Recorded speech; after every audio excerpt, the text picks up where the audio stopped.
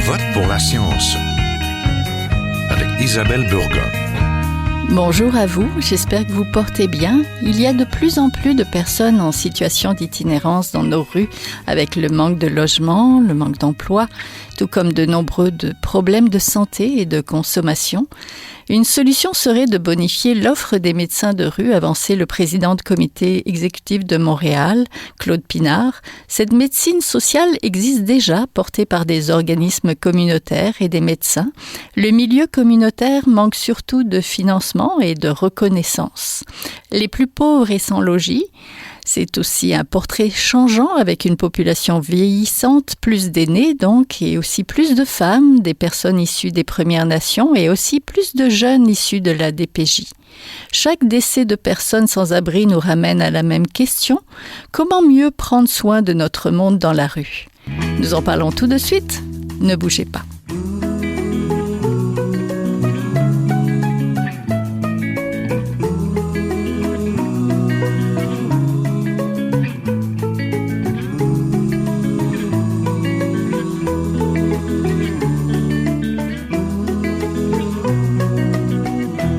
À Je vote pour la science, nous intéressons aujourd'hui aux soins à offrir aux personnes en situation d'itinérance, des soins physiques, psychologiques et de prévention, alors qu'un autre drame s'est produit récemment et que 2 personnes sont décédées.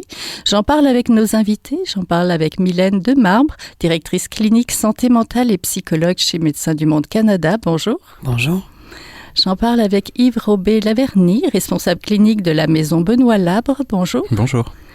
Et avec David Riss, sociologue et organisateur communautaire au Centre de recherche et d'activités culturelles et communautaires pour les diversités, philosophe éthicien de formation. Bonjour. Bonjour Isabelle. Donc, il y a de plus en plus de monde qui vit dans la rue. Certaines statistiques parlent d'une hausse de 44% entre 2018 et 2022 en raison d'un recul de l'accessibilité des logements abordables, de l'augmentation des troubles de santé mentale, des pertes d'emploi liées à la pandémie. Le visage des plus pauvres d'entre nous actuellement sans abri change aussi de plus en plus d'aînés, de femmes aussi. Et alors, comment adapter les soins et les espaces publics à cette réalité? Je vais peut-être commencer avec vous, Monsieur Robé-Laverny. Quelles sont les difficultés d'accès aux soins de santé pour les personnes en situation d'itinérance? Les difficultés d'accès, c'est un peu les mêmes que pour nous, c'est-à-dire qu'il faut s'inscrire à la liste pour pouvoir avoir accès à un médecin de santé, à un médecin de famille. C'est pas toujours évident même pour nous, donc on peut imaginer pour quelqu'un dans la rue, c'est très compliqué.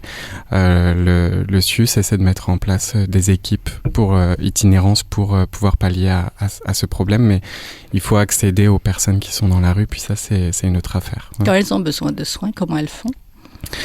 Chez nous, par exemple, on a la clinique d'ici plus, qui est une clinique, c'est un service du CLSC. On a une infirmière qui vient toutes les semaines et puis qui se met à leur disposition. Puis on essaie de mettre en place en ce moment une clinique bénévole avec des médecins qui seraient volontaires pour travailler avec nous. Oui, la maison Benoît Labre est dans Saint-Henri. La maison Benoît Labre est à Saint-Henri, juste à côté du marché Atwater. Les gens la connaissent bien, je pense, dans le quartier. Oui. Madame Demarbre, quand on parle de soins, on pense aux engelures, aux blessures physiques, mais il faut penser aussi à la santé de manière plus globale, n'est-ce pas? Absolument. Je pense qu'il faut penser de manière plus globale. Ça veut aussi dire se défaire de la pensée que l'accès à la santé, c'est l'accès à un médecin. Mm-hmm. Donc, il y a toutes sortes de formes de soins, il y a toutes sortes de professionnels qui peuvent venir en aide aux personnes en fonction de leurs besoins. Je pense à notamment des psychologues. Souvent, le volet santé mentale est plus négligé, plus absent, ou du moins pensé dans une lunette strictement psychiatrique. Donc, à mon avis, il y a quelque chose de très important à ouvrir ici. Mais aussi, bien entendu, des infirmières, des travailleurs sociaux, des pères aidants aussi, donc des personnes qui ont eux-mêmes un savoir expérientiel puis qui peuvent maintenant participer finalement aux soins puis au rétablissement des gens. Puis en même temps, penser la santé de façon globale, c'est aussi sortir d'une vision très hospitalo-centrée qu'on tend à avoir lorsqu'on réfléchit la santé au Québec. Donc, la santé, ça peut se passer aussi ailleurs qu'à l'hôpital, comme l'exemple Oui, surtout d'ici plus qui vient d'être nommé. Mm-hmm. C'est surtout les portes des organismes, j'ai l'impression, qui sont des fois des portes d'accès vers un soin, quel que soit le soin. Absolument. C'est ça, hein? Monsieur Risse, il y a l'itinérance visible, il y a aussi l'itinérance plus cachée. Parlez-nous peut-être des changements observés de la part de la population les plus pauvres. Ça change, les gens qui sont dans la rue? Oui, c'est sûr que l'itinérance change de visage, comme on l'a dit. Il y a un glissement qu'on peut observer aussi, notamment chez les personnes âgées, plus particulièrement chez les femmes. Donc il y a un glissement de la pauvreté vers l'itinérance. On le voit aussi chez les étudiants, donc dans plusieurs groupes cibles, on va dire, en tout cas un ensemble de personnes en situation de vulnérabilité où l'itinérance n'est pas nécessairement visible, mais au niveau socio-économique, au niveau des inégalités sociales de santé, on l'observe. Là, on parlait de santé globale, il faut aussi parler de santé préventive. Effectivement, il faut dépasser la vision hospitalo-centriste et avec l'accessibilité aux médecins, évidemment tous les autres professionnels, mais en même temps tous les services aussi étudiants qui sont débordés, où c'est difficile et où, par exemple, on peut retrouver aussi des étudiants qui sont en situation d'immigration, qui sont là pour les études, qui n'ont pas le réflexe d'aller vers ces services. Donc l'itinérance, elle est aussi étudiante, elle est aussi chez les personnes âgées, aînées. C'est un peu difficile actuellement, puisqu'elle est cachée, de la chiffrer, de la documenter et d'y répondre de façon adéquate et plurielle. Oui, on pourrait penser que c'est caché parce que c'est dans la rue, mais des fois c'est caché sur le canapé d'un de ses amis et c'est non dit. Il y a beaucoup de honte liée à ça aussi. Donc c'est pour ça. Monsieur Robé-Laverdy, souvent le système de santé n'est pas très souple. Rappelez-nous pourquoi c'est important de sensibiliser le corps médical aux enjeux de l'itinérance. Oui, c'est vraiment important parce qu'il y a beaucoup d'a priori dans le système de santé. Moi, je me souviens avoir travaillé dans un centre de crise et qui refusait clairement d'accueillir des personnes en situation d'itinérance parce que ils maîtrisaient pas du tout les enjeux qui étaient en dehors du risque suicidaire. Donc, ces personnes n'avaient pas forcément accès à un centre de crise. Souvent, c'est très catégorisé, c'est-à-dire que on va traiter d'un côté la santé mentale, l'itinérance. D'un autre côté, on va traiter les enjeux de consommation encore d'un autre bord. Donc, c'était un peu l'idée, je crois, avec l'équipe d'ici plus, de justement essayer de fédérer un peu tout ça. Okay. Voilà. Mais ça reste très chacun dans son coin. Puis, on a vu des aberrations parfois. On parlait de l'hôpital tout à l'heure, des aberrations de prise en charge sans prendre en compte que la personne était à la rue et ne pouvait pas bénéficier de services à domicile ou ne pouvait pas bénéficier ne serait-ce que d'un changement de vêtements. Donc quand on traite des poux de corps par exemple, ça peut être très très contraignant. Donc oui, c'était un véritable problème et ça l'est encore aujourd'hui. Oui, mais c'est surtout aussi des problèmes de santé qui sont multiples et en même temps. Je veux dire, on peut avoir des problèmes de consommation, on peut avoir des blessures en même temps, puis aussi peut-être une santé psychologique un peu plus fragile. Donc les trois peuvent coexister finalement. Oui. Donc séparés dans chaque couloir, c'est un petit peu ubuesque, on va dire. C'est ça, c'est soit l'un soit l'autre. Alors parfois c'est très compliqué. On parlait d'accès, c'est ça, c'est très compliqué d'accéder aux services de santé pour les personnes en situation d'itinérance. Oui. Madame de Marbre, parlez-nous peut-être des approches de proximité et peut-être aussi des barrières d'accès au réseau. Là, ça a l'air compliqué d'avoir... Pour ceux qui ont vu le film Les 12 travaux d'Astérix, un des travaux, c'est la Maison des Fous, donc c'est une métaphore que j'utilise souvent. De bien présenter un peu les enjeux d'accès. Au-delà de la complexité du système et du travail en silo, il y a aussi énormément d'enjeux de stigmatisation. Nous, en fait, il y a plusieurs personnes qui nous rapportent comment elles sont accueillies de façon très rejetante, voire méprisante. Donc, il y a toutes sortes de préjugés que les personnes entretiennent envers les personnes marginalisées et les professionnels de santé peuvent en porter, en fait, consciemment ou inconsciemment. Donc, il y a ça qui se joue. La sensibilisation, c'est vraiment important. Je pense que les approches de proximité, c'est extrêmement intéressant. Qu'est-ce que c'est exactement, les approches de proximité? Je pense que l'essence, c'est aller vers les gens là où ils sont, donc se rendre à eux, en fait, pour déjà enlever un obstacle que les personnes doivent traverser. C'est très en vogue, la proximité. Il y a des organismes communautaires qui en font dont c'est la mission, en fait, que ce soit du travail de rue, du travail de proximité, tout ça. Et là, le réseau aussi tend à avoir envie d'embarquer dans cette mode-là.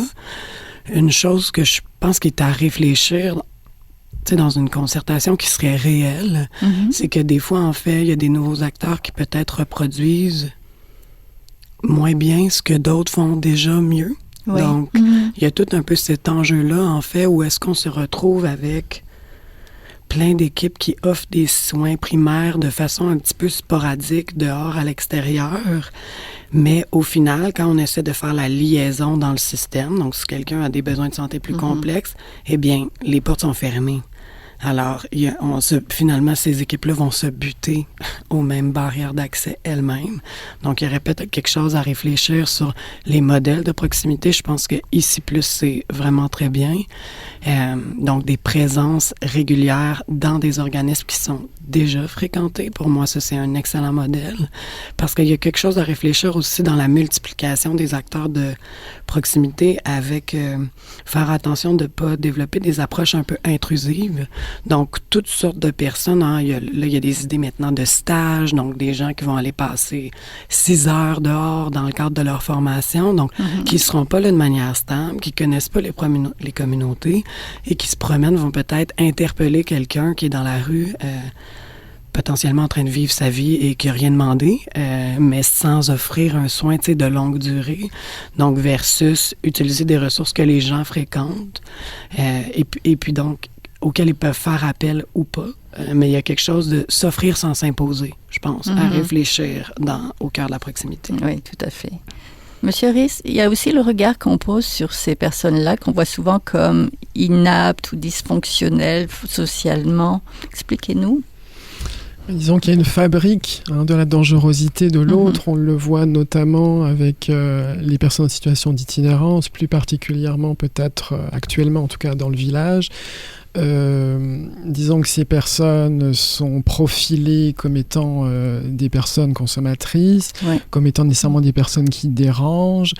Après, j'avais envie de comparer un peu cette vision, et qui est un peu évidemment réductrice, aux personnes aussi vieillissantes. C'est-à-dire que si on ne regarde que les personnes itinérantes comme des personnes, entre guillemets, et je les mets bien, avec des manques, avec des carences, dont on ne reconnaît pas les forces, la grande générosité pour ceux qui sont impliqués comme étant aussi des personnes consommatrices, on a une vision très réductrice en fait de l'être humain, et on laisse, on n'est plus du tout là à égalité de considération avec l'autre. Comment garder, comment, disons, maintenir l'envie de regarder l'autre comme son alter ego, le visage de l'autre en situation d'itinérance, moi, m'apparaît, je l'ai vu avec le projet Arborescence, par exemple, qui est un projet de jeunes ukamiennes qui ont fait des installations tout autour de l'UQAM, dans la rue. À côté de la grande bibliothèque aussi. C'est ça, juste en face, et où se posait l'enjeu de la cohésion et du partage de ces espaces et de l'utilisation de ces matériels qui sont des matériaux là où on peut se reposer, un peu comme dans un hamac, etc. Ouais. Donc là, cette cohésion-là et cet idéal de cohésion et de mixité sociale, il est mis en application, et on voit très bien par la réaction de la population majoritaire qu'elle a du mal à composer avec ce qu'on appelle sur place des populations locales. Si vous voulez organiser par exemple un événement au jardin Émilie Gamelin, au niveau de la sécurité, il faut prévoir un plan et on compose avec la population locale. Alors il y a des catégories aussi cliniques éventuellement, mais en tout cas des catégories qui peuvent être aussi stigmatisantes. Donc il y a plusieurs enjeux au niveau macro et micro qui font en sorte que on a du mal encore à considérer les personnes itinérantes comme des personnes à égalité, en fait, tu vois, dans leur entièreté. Et donc, cette secondarisation-là, moi, m'apparaît disons, problématique, et surtout quand elle est véhiculée par des institutions, qu'il s'agisse de l'autorité, qu'elle soit policière ou autre, de la santé, etc. Donc là, on a un travail de fond à faire aussi, et pour regarder en fait ces personnes autrement, plus et autrement, et en parler plus et moins mal, si je puis dire. Oui, mais on le voit des fois dans le métro aussi de Montréal, où il y a des agents maintenant qui repoussent les personnes de métro en métro, puis finalement les personnes n'ont plus de place pour se réchauffer, plus d'endroits, on les repousse toujours plus loin parce qu'on ne veut pas les voir finalement. Donc Monsieur Robert Laverny, comme gestionnaire clinique à la Maison Benoît Lab, vous travaillez donc avec des jeunes médecins et avec la clinique d'ici plus là, pour offrir des soins aux usagers et usagères. Quel type de soins reçoivent ces personnes-là ? C'est quoi les besoins ? Ça va être des soins primaires, beaucoup par rapport à des blessures, beaucoup. Il faut savoir que la consommation, par exemple, par injection, peut causer des infections assez importantes. Il y a aussi le problème des pieds, parce qu'on oublie que les personnes en situation d'itinérance, comme on le dit, marchent beaucoup, souvent en hiver aussi. Donc on a le problème des pieds bleus. On a aussi tout ce qui est problème de vue, effectivement, on a une clinique... Avez-vous le bonhomme à lunettes Oui, chez tout à fait. Et une clinique optométrique qui vient régulièrement et qui a beaucoup de succès. Mais oui, il y a beaucoup de problèmes de santé comme ça primaires, mais dès qu'on veut aller un petit peu plus loin, c'est là que ça se complique parce que les personnes ne sont pas toujours disponibles, elles n'ont pas toujours de téléphone. Effectivement, tout à l'heure, Mylène disait qu'il faut vraiment que les médecins aillent au-devant des personnes et puis là où elles se trouvent.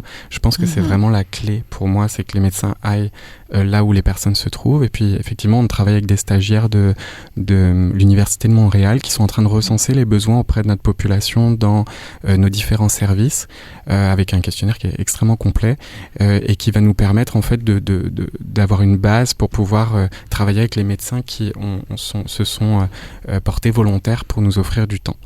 Donc ça va vraiment être intéressant parce qu'on va pouvoir explorer un peu cet aspect-là, puis avoir une bonne connaissance un petit peu des problématiques de santé, en tout cas sur nos services. Oui, je vais rester un petit peu avec vous. C'est quelque chose qui est porté beaucoup par le communautaire et on sait qu'en ce moment, le communautaire est dans la rue parce que justement, il est sous-financé et pas soutenu du tout. Comment vous travaillez avec tout ce qui est autorité, avec le quartier, avec la ville? Comment vous collaborez ensemble? Parlez-moi un peu de ça. Au-delà du communautaire, parce que je suppose que les organismes communautaires se parlent et connaissent les références, mais avec la ville, comment ça se passe? Nous, au niveau des gens du quartier, on a un comité bon voisinage pour essayer vraiment de travailler sur la cohabitation sociale. Oui. C'est pas toujours facile. L'implantation de la Maison Benoît Lab a été très compliquée et pas toujours accompagnée favorablement, notamment par les médias. Donc ça a été vraiment assez lourd pour nous de nous imposer comme étant une solution et non comme un problème. Oui. À l'itinérance. Donc ça a été difficile. C'est aussi beaucoup d'éducation à faire. On parlait tout à l'heure avec Monsieur Riss de justement l'image qu'on avait des personnes en situation d'itinérance. Faut évidemment pas oublier notre responsabilité commune. Oui. Là-dedans, l'itinérance, c'est le résultat de l'exclusion de notre pacte social, dans un sens. Donc on a tous notre responsabilité à porter là-dedans. Et faut pas effectivement se positionner dans une posture d'exclusion, mais être vraiment dans comment on peut aider au mieux ces personnes-là à réintégrer, à se réaffilier avec nous, à retrouver à leur accorder parce qu'ils ont déjà une dignité, mais à leur accorder cette dignité au sein de notre communauté. À pas oublier ça. Mais au point de vue organisme communautaire, de quoi vous avez besoin, vous, pour faire votre travail le mieux? D'argent.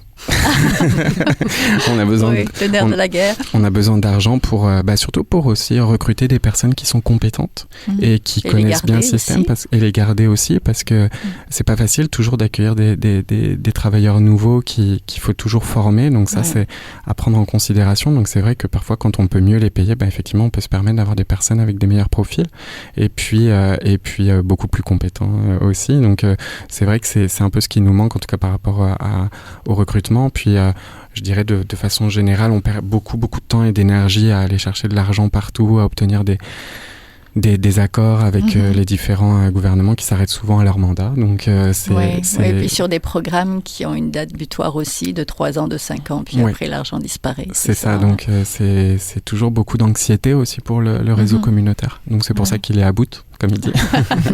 Madame de Marve, parlez-nous de l'importance du lien de confiance avec ces personnes-là.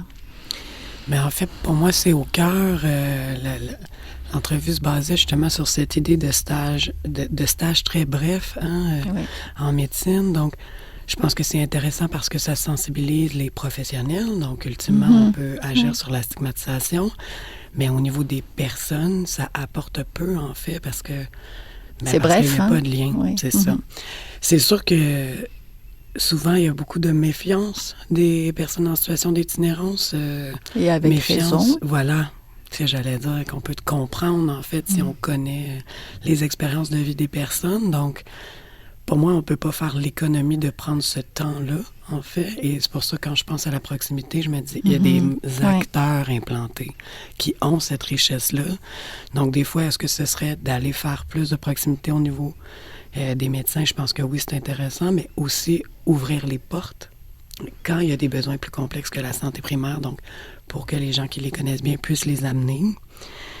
Donc, à mon avis, on ne peut pas soigner quelqu'un qu'on ne connaît pas et on ne peut pas soigner quelqu'un qu'on ne comprend pas, surtout considérant, comme vous l'avez dit, que souvent, en fait, il y a plusieurs difficultés un petit peu en même temps sur différents plans. Mais si on a une perspective de santé globale, on sait que tout est dans tout et que ces expériences-là, elles sont interreliées. Donc, prendre le temps de développer ces liens-là, pour moi, c'est la base. En fait, on ne pourra rien accomplir si on n'a pas ça. Entendu. Monsieur Riss, vous avez des projets au Centre de recherche d'activités culturelles et communautaires pour les diversités, dont des activités qui ressemblent justement au projet Arborescence dans le quartier latin de Montréal, pour améliorer la mixité sociale, le vivre ensemble. Parlez-nous un petit peu de... Oui, je pourrais vous parler volontiers de différents projets qu'on a déjà réalisés en collaboration avec le Pas de la Rue ou la Maison du Père. Alors, avec le Pas de la Rue, donc des aînés considérés à 55 ans et plus, donc ça vous dit aussi vieillir dans la rue, ce que ça présuppose. L'idée, en fait, c'est qu'on est parti des aînés qui ont la chance d'être au relais du Pas de la Rue, donc ce sont des logements qui sont supervisés, on est en réinsertion sociale par le logement, et ces personnes, on leur dit « tu dois trouver un emploi ». Tu dois trouver un logement. Donc, on est dans le tu dois. On est dans des obligations. Et nous, on s'est dit, le plaisir, il est où? À 55 ans et plus, quand il faut se retrouver un job et puis un toit, c'est compliqué. Donc, on est arrivé avec un petit service très modeste, mais très utile. C'était d'équiper les aînés d'outils pouvant leur servir au quotidien. Je m'explique. D'une part, on présuppose que les personnes itinérantes, étant tous les jours presque dehors, devant composer avec les intempéries et tout, connaissent les plantes. Pas nécessairement. Les plantes peuvent nous aider. On avait une herboriste, en fait, qui leur donnait l'occasion d'apprécier les vertus des plantes, qu'elles soient antiseptiques ou autres. Donc là, on a parlé de différentes souffrances ou maladies ou comorbidités qu'ont ces personnes. Et dans un deuxième temps, après un tour de table, pour s'assurer de comment ils allaient, on leur proposait des exercices de tuina, T-U-I-N-A, qui est une technique d'acupression où en fait on peut diminuer ses douleurs. Parce que quand on a été 20 ou 30 ans dans la rue, on parlait des pieds tout à l'heure, mais il y a aussi les genoux et autres, et donc il y a des douleurs un peu partout. Il y a le stress, il y a l'arthrite, il y a plein de choses.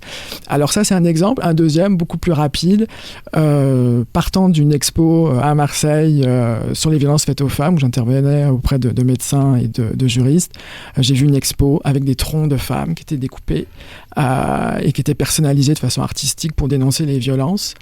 J'ai fait une demande pour avoir des mannequins. J'ai obtenu beaucoup de mannequins pour femmes, mais j'ai obtenu aussi des mannequins pour hommes. J'ai proposé à la Maison du Père de se joindre et de dénoncer les violences d'un point de vue de genre, parce qu'en fait, on entend surtout les violences faites aux femmes actuellement, notamment avec l'affaire Roson, mais on entend peut-être un peu moins parler des violences vécues par les hommes. C'était une belle façon d'entendre les hommes de façon discrète à travers une expo où ils pouvaient être anonymes ou pas et nous parler des violences qu'ils vivent dans la rue. Et donc, utiliser l'art-thérapie finalement pour aller plus dans le bien-être. Oui, on n'avait pas cette prétention d'art-thérapie, mais on accompagnait les organismes en leur amenant déjà les mannequins ce qui était une grosse économie pour les organismes, et puis les ressources humaines, donc des personnes en animation aux arts, qui n'étaient pas des art thérapeutes, mais ça faisait du bien. Et on a vu des femmes à la maison, donc à la Maison du Père, on a vu les hommes évidemment enjoindre le mouvement, mais par exemple à la rue des femmes, il y a des femmes qui ont conservé des mannequins pendant plus d'1 an, à tout perler et à mettre que des bouches qui étaient découpées de catalogues, des bouches de femmes. Donc c'est un projet qui était très très structurant. Vous savez, les personnes itinérantes, on ne sait jamais si on va les revoir le lendemain, vivantes ou pas, puis c'est pas du catastrophisme, là, c'est une réalité. Et quand on voit que les arts, le pouvoir des arts permet de restructurer des vies en donnant une appétence à la vie, un goût à la vie, et puis de reprendre des activités régulières, ben voilà, il y a des façons très simples, très solidaires, d'aider des organismes avec un service en plus. Eux, ils ont juste à faire bénéficier le service à leurs membres. Donc il y a plein de choses qu'on peut faire en fait. Entendu. Juste oser en créativité. Entendu. Madame de Marbre, j'ai oublié de vous demander, qu'est-ce que vous faites, Médecins du Monde, concrètement, auprès de ces personnes? Bien, Médecins du Monde, on offre des soins de santé, en fait, aux populations pour qui le droit à la santé n'est pas respecté pour toutes sortes de raisons. Donc, à Montréal, ça implique des personnes en situation d'itinérance, des personnes qui consomment, qui pratiquent le travail du sexe et aussi des personnes migrantes à statut précaire, donc qui n'ont pas accès à la santé en raison de leur statut migratoire. On fonctionne beaucoup avec des approches de proximité notamment. On a aussi une clinique dans nos bureaux, mais on a une clinique mobile, donc un camion de soins qui se promène à différents endroits de la rue, dans la rue, de la ville. On a des navigateurs, puis on est en équipe multidisciplinaire. Donc, des infirmières praticiennes spécialisées, des travailleurs sociaux, des psychologues, des pères aidants, beaucoup, des navigateurs autochtones. Alors, on essaie de couvrir l'ensemble du territoire avec une diversité d'acteurs. Entendu. Je vais terminer avec vous, Monsieur Robet-Laverny. Comment on facilite l'implication ou la sensibilisation citoyenne? En d'autres mots, qu'est-ce qu'on peut faire, nous, qui sommes justement à l'écoute? On essaie de leur faire changer de regard. On peut passer évidemment par les médias ou par toutes sortes de supports, comme des expositions par exemple. Mais c'est vraiment important de sensibiliser les gens sur, je l'ai dit tout à l'heure, mais sur leur regard sur l'itinérance. Une personne ne naît pas itinérante et elle ne meurt pas itinérante. D'ailleurs, c'est pour ça qu'on dit plus personne itinérante ou itinérant, on dit en situation, pour bien replacer le fait que c'est une situation qui est censée être temporaire. C'est vraiment important d'éduquer les gens puis de les responsabiliser par rapport à ça. Comme je disais tout à l'heure, c'est l'échec d'une politique, c'est l'échec d'une société, l'itinérance. Donc plus il y en a, plus ça veut dire que les gens pour qui vous votez sont en échec. Donc il faut vraiment prendre conscience de ça. C'est la bonne mesure de notre, comme je disais tout à l'heure, de notre pacte social. Ouais. Entendu. Donc, on était en compagnie d'Yves Robet-Laverny, responsable clinique de la Maison Benoît Labre, de Mylène de Marbre, directrice clinique santé mentale et psychologue chez Médecins du Monde Canada, et de David Reiss, sociologue et organisateur communautaire au Centre de recherche et d'activités culturelles et communautaires pour les diversités. On mettra tous les liens sur la page. Merci beaucoup. Merci à vous. Merci. Voilà, c'est tout pour aujourd'hui. Je vote pour la science est une production de Science Presse avec Radio VM, à la régie Daniel Fortin, à la recherche cette semaine, la réalisation et le micro Isabelle Burguin. Si vous avez aimé l'émission, comme toujours, partagez-la. Vous pouvez aussi suivre la page de Je vote pour la science sur le site de Science Presse. Je vous souhaite à tous et à toutes de passer une très belle semaine à notre antenne. Jin Jiahua est un chercheur typique de ceux pour qui les progrès de la bioinformatique ont préséance sur le sens biologique et pour qui la grosse science